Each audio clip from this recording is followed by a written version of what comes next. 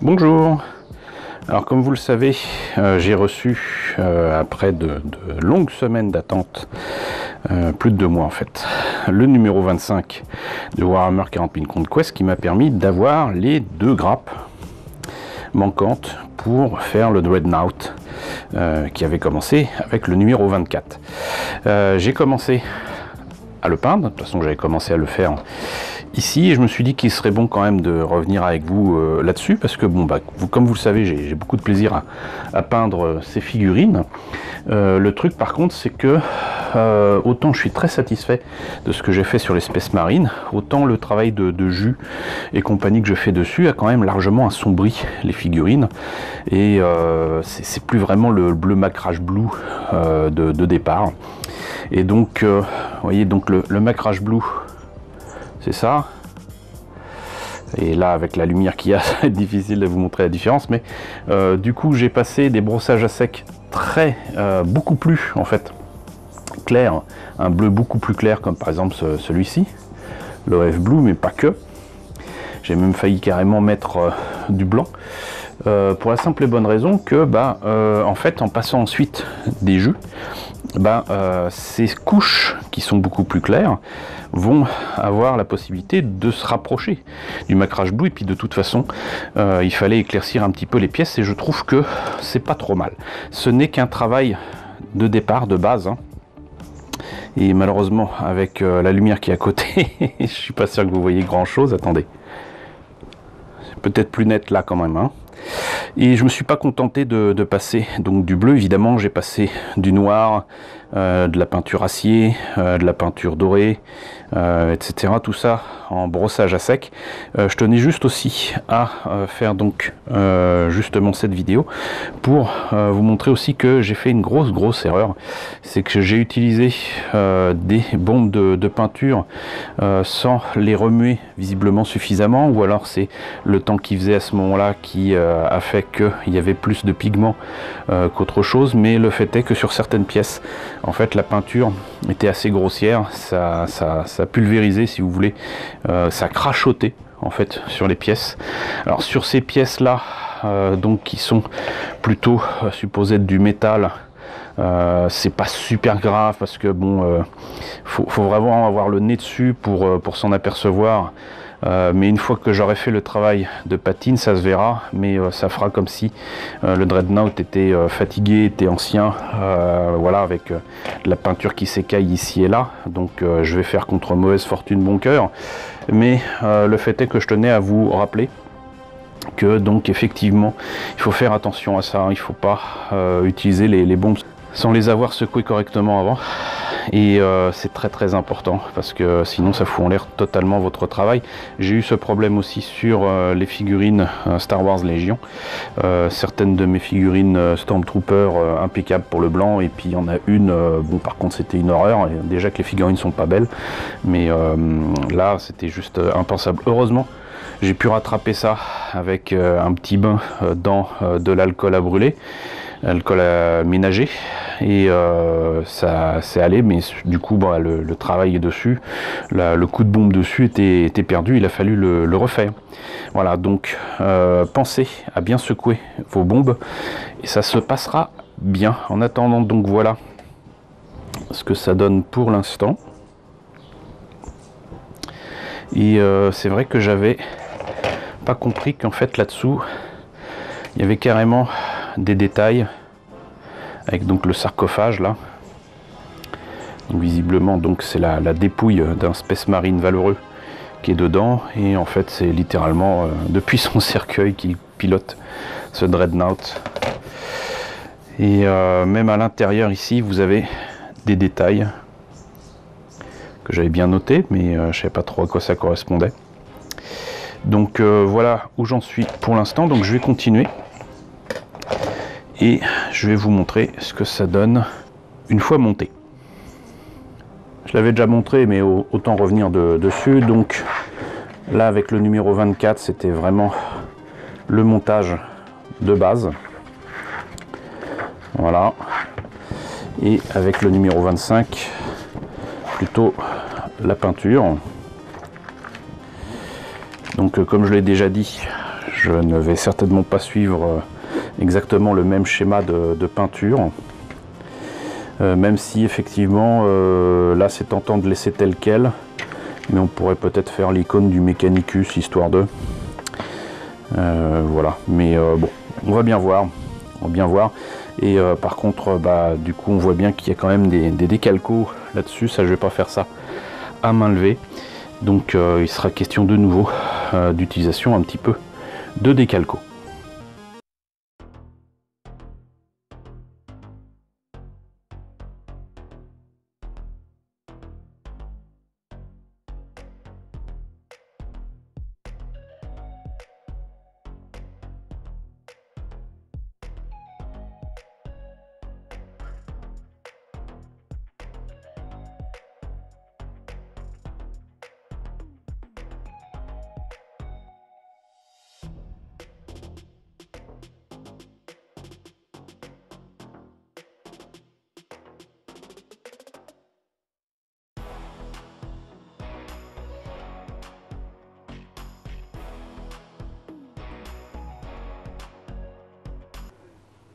Alors voilà, c'est monté. J'avoue que je m'attendais à pire, sincèrement, parce que les pièces semblaient quand même au niveau des grappes. C'est difficile à dégrapper, mais avec ma pince, c'est passé tout seul, entre guillemets. J'ai quand même risqué de faire ça à ras de la pièce, comme je le fais d'habitude. Je pense que j'ai bien fait, parce que sinon ça aurait compliqué un peu les choses. Par contre, pour me faciliter le travail, j'ai clairement utilisé une lame, parce que sinon ça aurait été là aussi un peu compliqué avec la lime. Mais cela dit, avec la lime, comme c'est une armure et qu'elle est un peu carrée, même beaucoup carrée, et ben ça facilite aussi les choses. Et je dirais que si là ce n'est qu'une première étape, je le répète, on a quand même là un objet quand même assez fascinant. Il y a bien qu'au niveau de l'arme que je pense que je vais me compliquer la vie, parce que la ligne de joint est vraiment trop visible là, ici en dessous, surtout ici, et c'est juste dommage que ça soit pile poil là où il y a des détails. Je sais pas si c'est visible ici, ça m'étonnerait. J'essaierai de mettre une photo, mais le fait est que déjà il a de la tronche, et puis j'aime bien ce côté là où on peut enlever cette pièce-ci et voir à l'intérieur. Donc ça va être cool, franchement ça va être cool. Et par contre, ce que je vais faire très clairement, c'est que je vais poncer, c'est déjà fait. Je vais creuser ici dans les pots d'échappement là, parce que le fait que ce soit plein, c'est quand même pas cool. Et là, bon, un petit coup de forêt, ça devrait le faire. Et franchement déjà je suis bien content. Donc on va continuer à travailler sur tout ça. Je vais voir si j'ai pas loupé des ergots, et puis une fois que la vérification est faite, je vais me lancer sur la peinture, avec vraiment la peinture des détails, mais surtout là, dans un premier temps, enlever la ligne de jointure disgracieuse qu'il y a sur ce Dreadnought.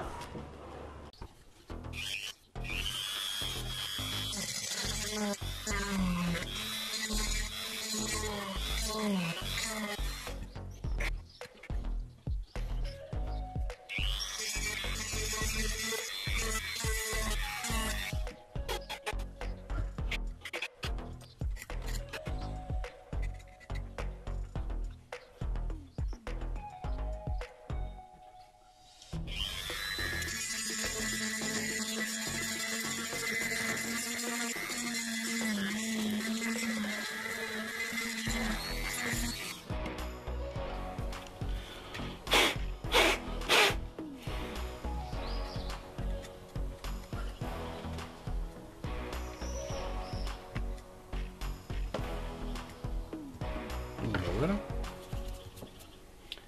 C'est bien ça.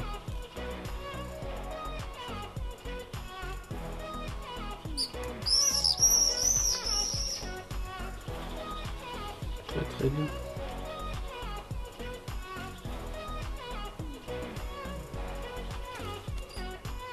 Bon bah je suis content.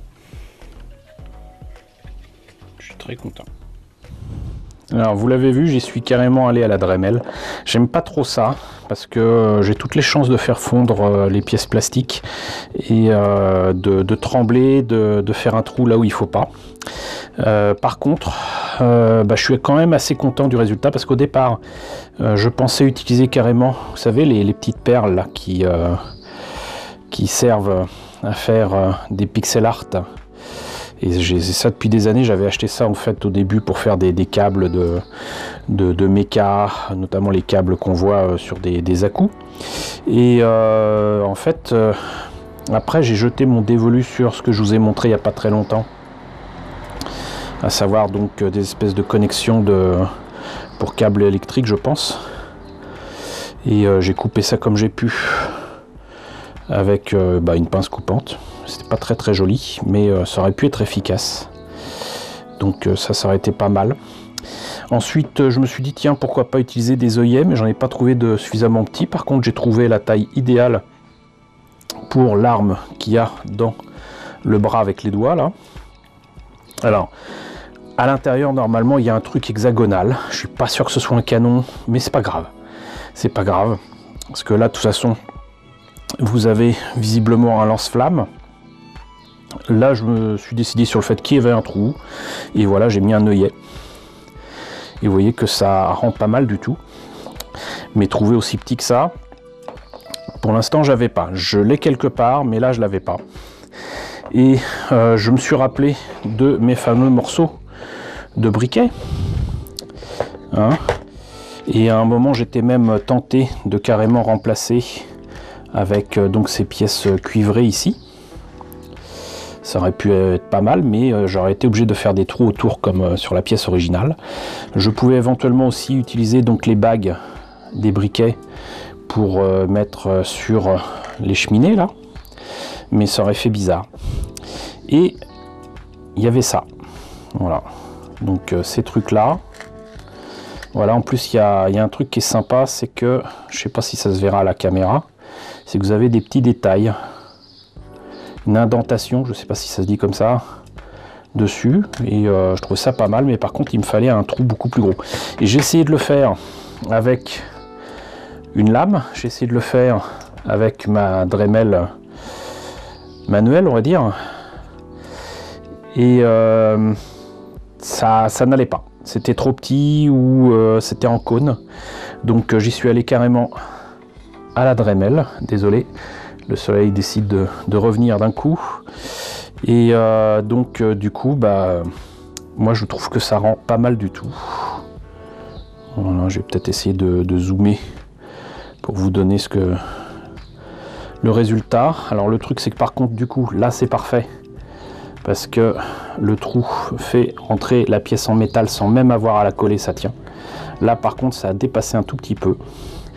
Et il va falloir que je comble ça évidemment avec de la colle, mais je suis très satisfait du résultat et je crois que je vais limiter mon amélioration à ça, parce que bon, je voulais au départ remplacer par des tout petits cabochons les différents phares et lumières qu'il y avait là à côté du sarcophage, et je me suis rappelé que je pouvais très bien faire ça avec mon feutre Molotov avec donc du chrome. Et je pense que ça rendra tout aussi bien. Donc voilà où j'en suis pour l'instant. Donc je vais coller la pièce en métal ici et continuer non pas sur l'amélioration parce que là c'est bon, mais sur la peinture. Ah, j'oubliais, j'ai donc mis de la Tamiya Putty ici. Alors ça n'améliore pas les choses là sur les petits détails ici. Mais donc la jointure se voit beaucoup moins, voire pas du tout. Donc je suis assez content. Je suis assez content, donc on va continuer.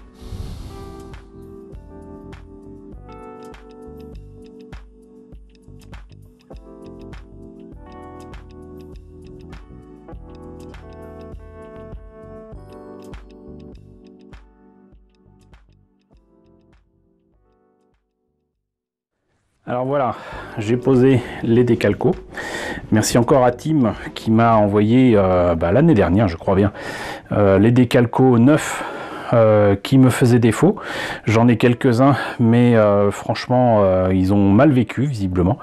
Vous avez qu'à voir la vidéo que j'ai fait sur les Space Marines que j'avais fait justement avec ces décalcos. Donc là, franchement, pour moi, c'est impeccable.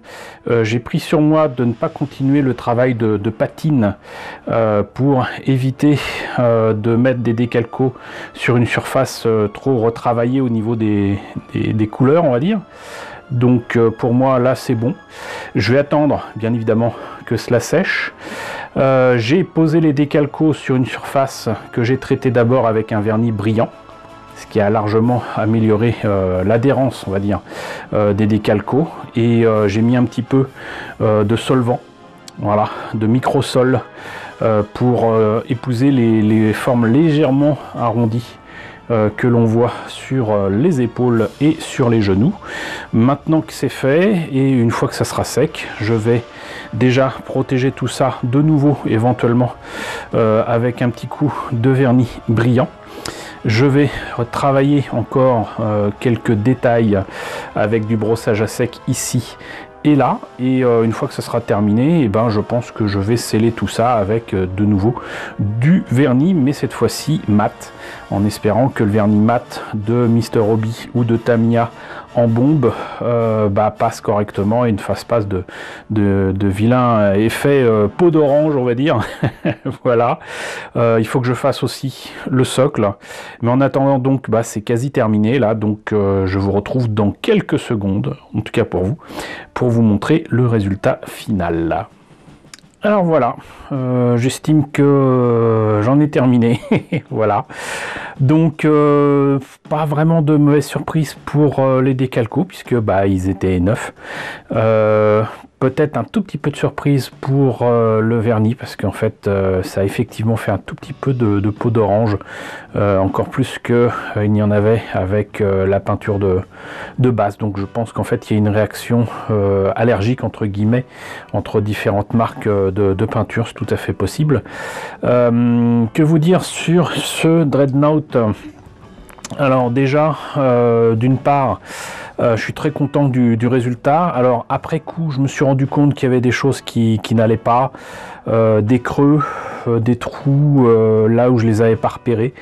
C'est toujours comme ça de toute façon, une fois qu'on a terminé un truc, qu'on regarde dans son ensemble, on finit par voir des détails qui nous ont échappé.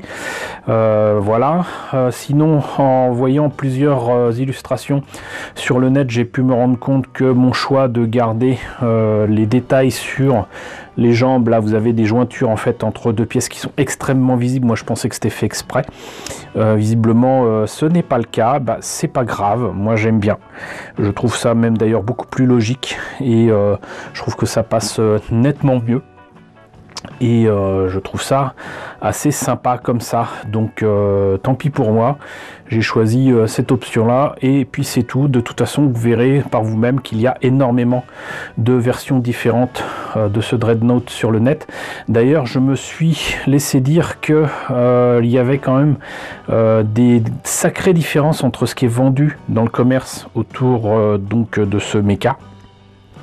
Apparemment donc ce qui est vendu en boîte à entre 50 et 60 euros je crois. J'ai constaté qu'il n'y avait quand même pas les mêmes pièces. Il y a beaucoup plus de pièces optionnelles, on va dire. Il y a même la possibilité apparemment d'ouvrir le torse au lieu d'enlever uniquement le panneau que vous avez là. Et donc il y a plein d'armes différentes, des options différentes à mettre dans le backpack, des trucs comme ça. Donc j'ai l'impression quand même qu'il y a quand même des petites différences entre ce qu'on a eu en kiosque et ce qu'il y a eu donc dans les boîtes vendues dans le commerce. Donc ça c'est une première chose, et ensuite quand même des sacrées différences de couleurs ici ou là. Voilà, certains ont choisi de faire ça en rouge, en vert, ça dépend des chapitres si j'ai bien retenu la leçon. Voilà, mais le fait est que moi je suis quand même très content de ce que j'ai fait là, de ce que j'ai placé comme décalco. Ça m'a rassuré franchement, parce que je me disais ça y est en fait je suis plus capable d'en poser, mais non, c'est mes vieux décalcos qui sont un peu pourri. Là c'est passé comme une lettre à la poste, hein, sans mauvais jeu de mots. Voilà, sinon bah, vous constatez que j'ai rajouté un petit peu de texture, un petit peu de couleur sur le sol. Voilà, rien de bien compliqué, hein. C'est une technical de Citadel que j'ai appliqué sur donc ce socle. J'ai essayé de faire les traces de pas, mais c'est pas comme la texture de chez Prince Auguste, c'est beaucoup plus fin, donc du coup ça n'a pas tenu, et j'ai essayé de reprendre ça avec donc comment dirais-je, du shade. Je sais plus, sincèrement, je ne sais plus du tout comment ça s'appelle. En tout cas, bon, moi j'appelle ça du jus du lavis. Ça a juste assombri un petit peu la partie du socle où étaient supposées être les traces de pas. Mais c'est tout. Sinon, bah, pareil, avec la même technical, j'ai fait un petit brossage à sec sur les pieds et sur les jambes, et ça rend vachement bien, hein. Si vous vous demandez comment faire ça simplement, en fait déjà un petit brossage à sec ça peut aider, mais surtout avec cette technical là, c'est quand même pas mal du tout. Je vous mets le pot en image sur cette vidéo. Voilà, sinon donc il y a des petits détails à reprendre éventuellement, mais tel quel ça me convient, franchement ça me convient très bien. Je suis très content du résultat, et franchement ça me donne envie, encore une fois, de continuer les autres grappes et les autres personnages que j'ai eu dans ce début de collection de Warhammer 40 000 Conquest. Et je remercie encore l'ami Ratatars qui m'a fourni la seconde grappe manquante, donc du numéro 25, hein, voilà. Et sinon donc bah, j'ai tenté de suivre un petit peu les instructions, non seulement de montage mais surtout de peinture. J'ai finalement abandonné l'idée de faire le crâne à l'arrière là sur le backpack comme c'était suggéré dans le fascicule, et par contre donc sur l'avant, j'ai mis les bombes, les missiles là, en rouge et non pas en blanc. Et je suis assez content du résultat. Je vais essayer de vous montrer ça. Et je suis assez content du résultat parce que bah, ça rend vachement bien. Alors c'est pas parfait, mais j'ai commencé par mettre du blanc ou du Lichbone, je sais plus comment ils appellent ça, ce beige très très clair là qui sert pour les parchemins et pour les os. Et donc j'ai mis ça, ensuite une petite pointe de blanc, ensuite j'ai mis du rouge, et tout ce qui dépassait, bah, j'ai mis un jus noir là, le non oil, et ça rend vachement bien, ça rend franchement vachement bien. Le tout c'est de mettre ça à plat, pas de le laisser sur le Dreadnought comme ça debout. Vous mettez ça à plat et du coup la gravité fait le reste et vous laissez sécher, et c'est impeccable. Voilà, donc et sinon si je vous enlève cette partie là, pouf, donc j'ai quand même fait un petit brossage à sec à l'intérieur, mais bon de toute façon on verra rien. Et là donc à l'intérieur j'ai quand même fait quelques câbles, mais après j'ai arrêté parce que je me suis dit bon c'est pas non plus la fête aux bisounours et à l'arc-en-ciel à l'intérieur, donc j'ai mis quelques câbles verts, quelques câbles gris, quelques câbles rouges. Voilà, j'ai repris quelques détails là pour l'espèce de phare qu'il y a ici, pour tenter de montrer que c'en était un. Pour l'instant ça se voit pas super bien, mais voilà ce que ça donne au niveau du sarcophage, et je suis quand même assez content du résultat. J'ai mis un petit peu de technical pour faire genre il y a de la rouille ou quoi, ça se voit pas de loin, ça se voit vraiment que de près. Et j'ai mis ça essentiellement au niveau des articulations, des jambes, voilà. Et je trouve que ça rend vraiment très très chouette. Donc je pense pas qu'il y ait nécessité de développer outre mesure. Si, peut-être une chose, je n'ai finalement pas réussi à éclaircir les surfaces. Il se trouve qu'en fait le Macrage Blue est quand même une peinture qui tient très bien, mais surtout qui couvre très bien, et donc tout le travail d'éclaircissement des surfaces m'a servi uniquement à révéler les détails sur les grappes, mais après bon, même avec du brossage à sec ça a tout recouvert, mais c'est pas plus mal. Moi j'aime bien le résultat final. Voilà, je fais contre mauvaise fortune bon cœur, et franchement le résultat final il me convient très très bien. Donc voilà, ce Dreadnought est terminé. J'espère en tout cas que cette présentation vous a satisfait, parce que bah, ça, vous l'aurez peut-être deviné, ça a pris des jours, des semaines à tourner toutes ces séquences. Voilà le résultat final. Donc maintenant il faut que je m'attaque aux autres Space Marine, Ultramarine et compagnie que j'ai maintenant en plus par dizaines, avec ce que j'ai trouvé récemment à Emmaüs, et je sens que je vais m'amuser comme un petit fou. Voilà, donc j'espère que cette vidéo vous a intéressé. N'hésitez pas à me dire ce qu'il en est dans la section commentaires, n'hésitez pas à liker, n'hésitez pas à partager, c'est très important, n'hésitez pas à vous abonner si ce n'est pas déjà le cas. Coucou aux nombreux abonnés qui nous ont rejoints ces derniers temps, bienvenue ici. Coucou aux grands anciens qui me suivent depuis plus de 4 ans, merci à tous de votre fidélité, merci à tous de votre soutien sur Tipeee et sur Paypal. Surtout prenez soin de vous. Je vous laisse avec la liste des contributeurs de la chaîne, et je vous dis donc à très bientôt pour la présentation de nouvelles figurines Warhammer 40 000.